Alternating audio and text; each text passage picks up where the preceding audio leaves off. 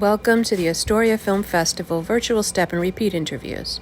Today we're speaking with Ashley Lynn Stafford, whose film, Myself, appears in our 2020 festival. So tell us a little bit about yourself, your background, and what prompted you to make your film. I'm from Indiana. I went to school in Kentucky and majored in piano performance and psychology. And I've been in New York for 9 years now, dancing.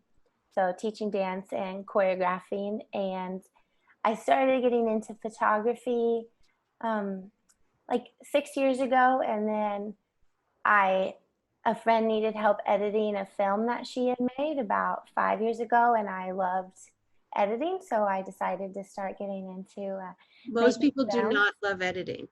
I love it. It's a very specific, I love editing too, but it's a very specific thing that most people don't love. I think I love math, and my favorite part about piano was theory. So putting things together in a structured way makes me really happy. No, it's all related, all very related, definitely. Yeah. So how did you get into dance from piano? Was it always a thing you did? Mm-hmm. It was always a thing that I did. I started dance when I was 3, and I started piano when I was 5. And the goal was for me to go to graduate school and study music therapy. It was and still am technically really interested in music therapy and the use for dementia patients. Mm-hmm. Just using that to, helps everyone, helps the patient, helps the family. But as I was looking up grad schools, I was looking up Fulbright scholarships. I was more concerned about where I would take dance class in each of the cities or each of the countries that I was looking into. And so I felt like I had some unfinished business in the dance world.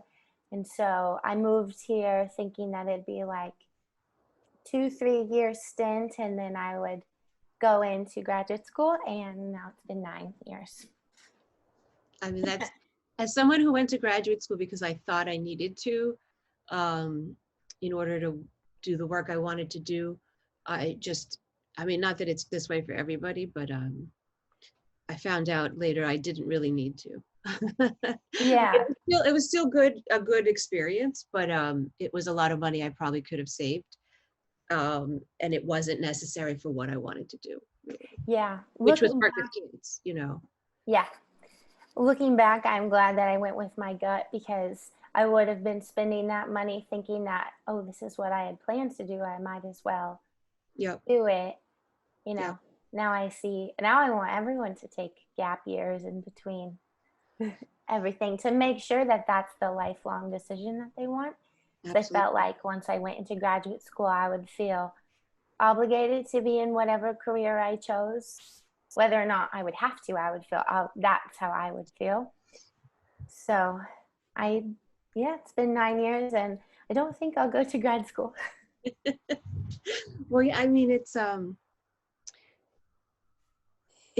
sad that we put so much pressure on youth to figure out right away what they're going to do, and this idea that you're going to have to do that for the rest of your life. I mean, I've had like 4 careers already, and I'm still figuring out what I'm going to do. So, and they've all been successful. Like, it's not like I failed and then moved on.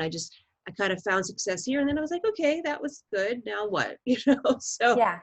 It's I think we just approach life so wrong in many ways as a society.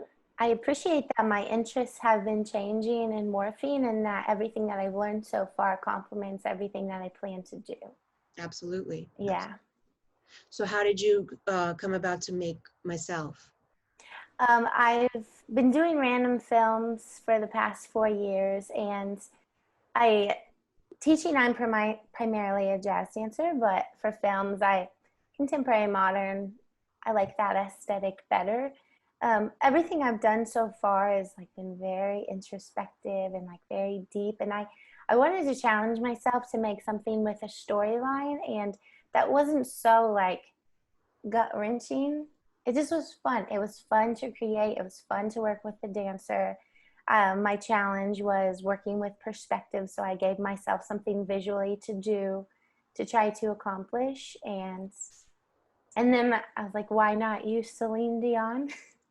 because if we're not, I mean, she's so extremely serious and like just being the opposite. It was everything, I don't know, complemented each other better. I just wanted to make something for fun. And now it's turned out to be my favorite film yet. It is very fun and lighthearted and beautiful. So, Thank you.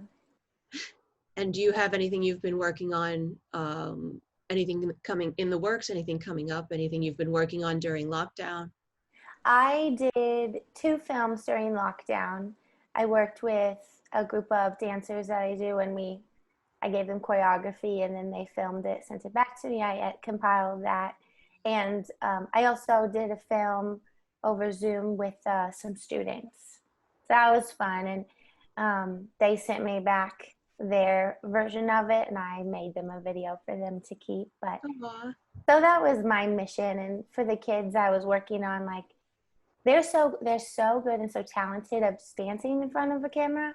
So our job was to make the camera a part of the dance and do things that you can't see on stage. Like this is only accessible right now through the screen. And so that was fun to share that with them.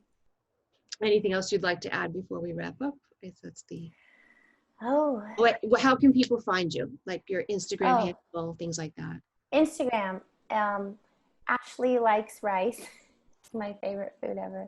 And my photography one is Ashley Lynn Stafford. Lynn, Lynne. And a fun fact is the dancer in the video, I grew up dancing with her in Indiana. So we've known each other since we were like 5.